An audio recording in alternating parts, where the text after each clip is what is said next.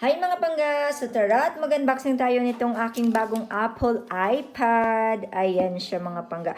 So bago natin buksan, paalam ko lang muna sa inyo para may idea kayo kung magkano yung price niya. So eto siya mga pangga, 349 euro na lang yung binayaran namin from 400 plus euro. Naka 22% off siya. So it's Apple iPad, 64 gigabytes, space gray color, and 10.2 ata yung ano niya. So ayan.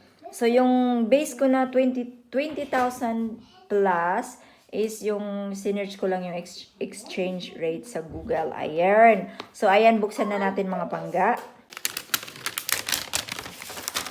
Ayan. Chinek ko na siya kahapon mga pangga. Kasi naano ako, parang hindi kasi na-shield yung box niya.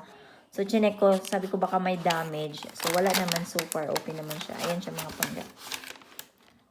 So, eto na siya mga pangga. Ayan.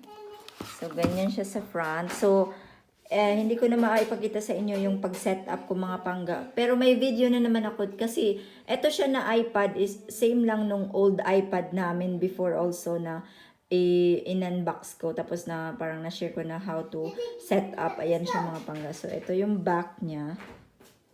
Ayan siya.